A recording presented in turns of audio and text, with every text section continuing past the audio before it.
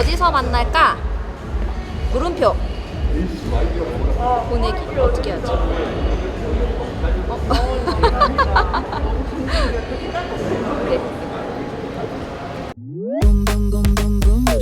서울리안. 안녕하세요, 서울리안입니다. 갤럭시 언팩에서 예상했던 대로 G 시리즈 제품들과 워치 그리고 버즈까지 업데이트가 됐죠. 초대를 받아서 제품에 대한 소개와 함께 실제 제품들을 자유롭게 써볼 수 있는 시간을 가졌는데요. 제가 이번에 소개된 5가지 제품들 모두 자세히 보여드리고 실제로 만져본 후기 전달해 드릴게요. 먼저 Z 플립 4부터 보여드리도록 할게요. 누가 뭐래도 갤럭시 G 시리즈에서 가장 핫한 모델이었고 실제로 판매량도 엄청났었던 히어로 모델이죠. 그 성공에는 Z 플립 3에서 새롭게 시도했었던 디자인의 힘이 컸었는데요. 올해도 그 디자인을 그대로 이어가는 모습입니다. 디스플레이는 내부 6.7인치, 커버 1.9인치 그대로 유지가 되고 있고요. 전체적인 디자인 정체성도 같은 것을 볼 수 있습니다. 눈으로 보고 쉽게 구분하기는 어렵지만 미세하게 가로 세로 길이가 줄어들었어요. 저는 오랫동안 Z 플립 3를 써오고 있는데도 크기 변화를 바로 느끼기는 어려웠고 다만 전체적으로 좀 더 플랫하고 각져졌다는 인상 정도가 느껴집니다. 한마디로 작년에도 예뻐서 성공을 했는데 올해는 더 반듯반듯하게 더 예뻐졌다 이 말입니다. 컬러는 총 4가지가 출시가 됐는데요. 각 컬러별로 기기에 맞는 알루미늄 프레임이 매칭이 되어서 상당히 고급스러운 모습을 보여줍니다. 무광의 그래파이트 색상은 역시나 항상 멋있고요. 보라색도 이제는 좀 익숙해지기는 했지만 여전히 예쁘긴 하죠. 반면에 새롭게 출시된 블루와 핑크 색상이 개인적으로는 가장 마음에 들었어요. 확실히 스마트폰 컬러는 새로 나온 게 진리구나 싶었는데요. 제가 그렇게 핑크 컬러를 선호하지는 않는데 이번에 이 핑크 컬러가 상당히 우아하고 매력적으로 보여서 자꾸 시선이 가더라고요. 나 핑크 안 좋아하는 줄 알았는데 좋아했던 건가? 스펙을 보면 작년에는 폴드와 플립 간의 메모리와 저장 공간에서 차이를 뒀었죠. 그런데 올해는 플립에서도 이제 512기가 옵션이 있어서 폴드와 동일하게 사용할 수 있게 됐어요. 여기에 추가로 충전 속도까지 기존 15W에서 25W가 되면서 시원시원하게 충전도 가능해졌습니다. 사실 제가 Z 플립 3를 쓰면서 배터리 시간이 짧은 게 좀 불편했었거든요. 그래서 이렇게 충전이 빨라지는 거 너무너무 필요했어요. 여기에다가 배터리 용량도 3300mAh에서 3700mAh로 늘어났습니다. 하지만 전체 사이즈는 오히려 살짝 줄어들었고 무게는 고작 4g 밖에 늘지 않았거든요. 도대체 무슨 수로 배터리가 이렇게 늘어난 거지?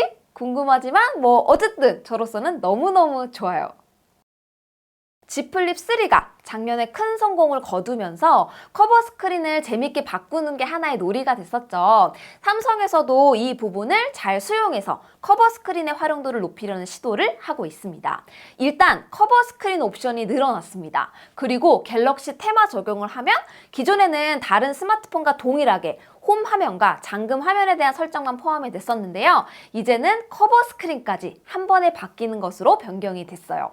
여기에 커버 스크린으로 문자 답장 기능이 새롭게 추가가 됐는데요. 이모지를 보낼 수도 있고요. 또 음성으로 받아쓰기를 한 다음에 보내는 것이 가능해졌습니다. 제가 운동할 때 워치에서 받아쓰기로 답장을 자주 보내거든요. 딱 그 정도의 사용성이 이제 접은 채로 가능해졌습니다.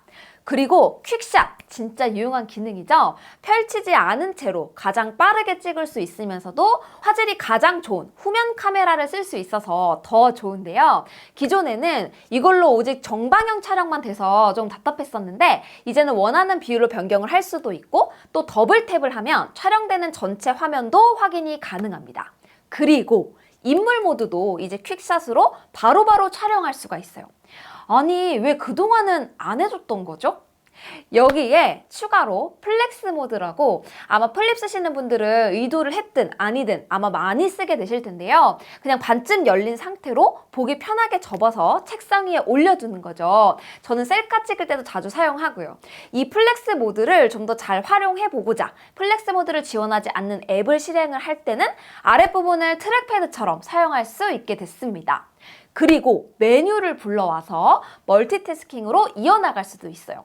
호환성 문제를 완전히 해결하기가 어렵다면 이런 과도기에는 이런 부분을 통해서 활용도를 찾아가는 편이 더 좋죠. 방향을 아주 잘 잡았습니다. 가격은 하드웨어 스펙이 상향 조정되면서 전작 125만 4천원 대비 256기가가 135만 3천원으로 9만 9천원이 상승했고요. 512기가 옵션은 여기에 12만 1천원이 추가된 147만 4천원으로 출고가가 책정됐습니다.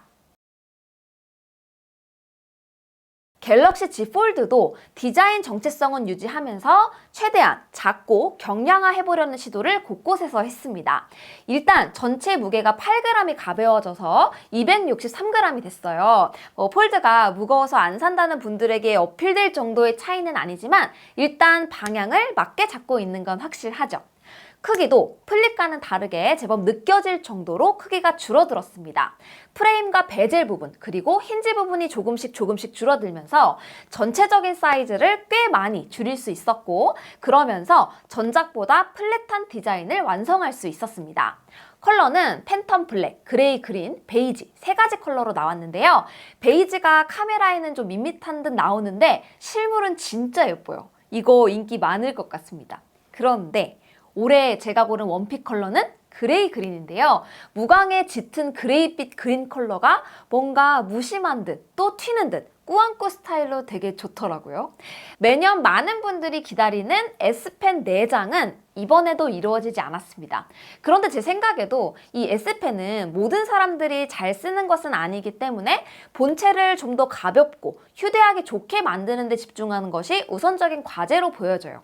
하지만 이번에 폴드 색상과 매칭해서 폴드 전용 펜과 케이스가 나오는데요. 깔맞춤을 해주니까 확실히 더 프리미엄 라인업이구나 싶은 생각이 자연스럽게 들더라고요. 폴드는 카메라 구성에서 변경이 있었습니다. 후면 메인 카메라가 기존 12메가픽셀에서 50메가픽셀로 변경이 됐고요.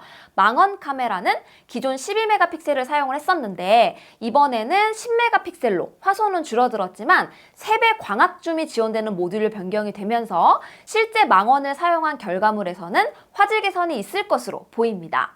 카메라는 제가 테스트를 해보고 따로 다시 소개하도록 할게요.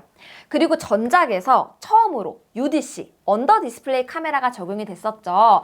시도는 굉장히 좋았지만 그렇게 매끄럽다고 보기에는 조금 무리가 있었는데요. 이번에 UDC 2.0으로 변경이 되면서 자세하게 보지 않아도 육안으로도 느껴질 만큼 확실하게 좋아졌습니다. 이 작은 변화가 전체적인 화면을 더 시원하게 보이게 만들어줘요. 역시 폴드는 이 맛이기는 하죠. 저도 너무 무거워서 결국 플립을 쓰고 있기는 하지만 이 대화면은 진짜 매력적입니다.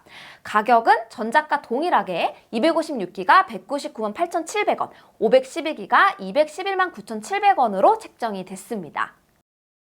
사용성 측면에서 보면 태스크바가 적용이 되면서 멀티태스킹에 확실히 더 유리해졌습니다. 제가 기존에 좀 비슷하게 설정해서 사용하는 것을 보여드린 적이 있었는데요. 이제는 아예 태스크바가 적용이 되면서 보다 태블릿 같은 경험을 주고 있어요. 그리고 또 유튜브뿐만 아니라 넷플릭스까지 플렉스 모드 최적화가 되면서 기존에 애매하게 플렉스 모드에서 잘리거나 한쪽으로 이상하게 보이는 현상이 줄어들었습니다. 갤럭시 Z 폴드는 진짜 매년 하는 고민인데 좀 무겁더라도 갖고 다니면 잘 쓰긴 할 것 같거든요. 이 고민이 올해도 똑같이 하게 생겼어요.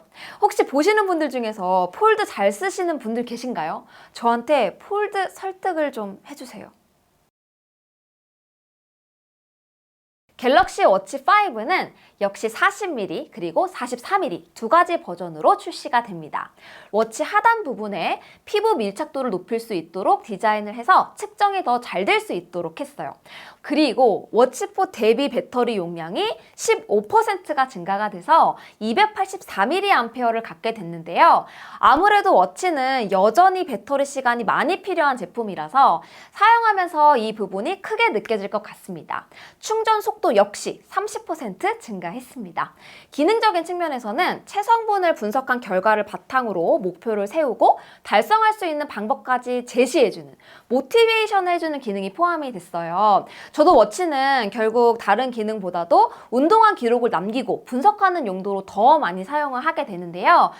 매년 실패하고 있는 저의 다이어트 계획이 이 갤럭시 워치 5의 모티베이션 때문에 성공할 수 있을지 기대가 됩니다. 그리고 재밌는 게 운동할 때 심박수 말고도 땀을 얼마나 흘리는지 체수분이라고 하나요? 그걸 모니터링할 수 있게 되었다고 하는데요. 이 부분도 굉장히 궁금하더라고요. 얼른 써보고 어떤 분석들을 내놓는지 사용해보고 다시 말씀드리도록 할게요. 이번에 워치의 새로운 라인업이 추가됐습니다. 갤럭시 워치 5 프로 모델인데요. 사이즈는 45mm 단일 사이즈로 출시가 됩니다. 소재는 티타늄과 사파이어 크리스탈로 마감이 돼서 고급스럽기도 하면서 또 내구성과 무게 측면에서도 이점이 많습니다. 놀라운 점이 배터리 용량이 590mAh예요. 갤럭시 워치 5의 285mAh와 비교를 하면 2배가 넘습니다. 진짜 어떻게 같은 세대 제품에 이 정도의 차이를 낼 수 있는지 놀라울 정도인데요. 확실히 프로라고 이름을 붙일만 하죠? 스트랩도 전용으로 D버클 형태가 제공이 됩니다. 아무래도 길이 조절이나 또 착용했다가 풀렀다 하기 편하기 때문에 특히 운동하는 분들에게 반가운 부분이에요. 또 재밌는 게 이 워치 5 프로는 등산을 할 때 길잡이 역할을 할 수 있다고 해요. 진동이나 목소리로 길 안내도 해주고 또 출발한 지점까지 돌아가는 길까지 계속 안내를 해준다고 하는데 이거 너무 끌려요. 진짜 이런 말 하긴 좀 그렇지만 제가 얼마 전에 설악산 울산바위까지 다녀온 사람이거든요.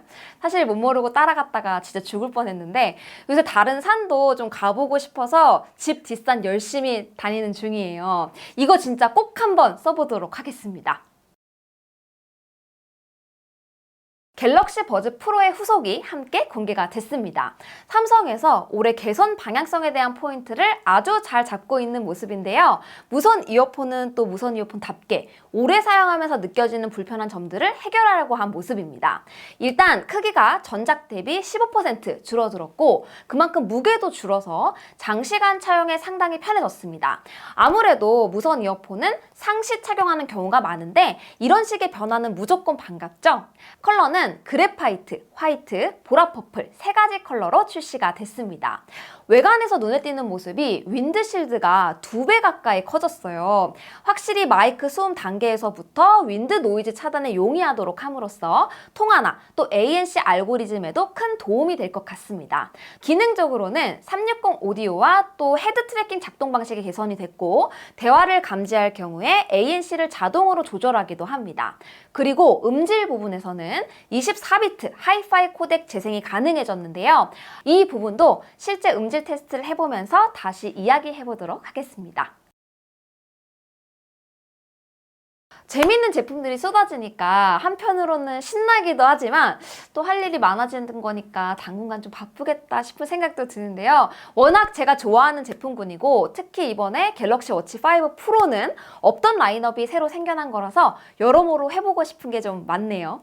기대되는 부분들, 궁금한 점 자유롭게 남겨주시면 제가 실제로 제품 사용을 해보고 후기에서 다루도록 하겠습니다. 그럼 저는 다음 영상에서 또 인사드릴게요.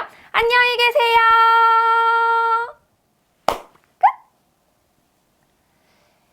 그래, 일단 구매 성공부터 해야겠지.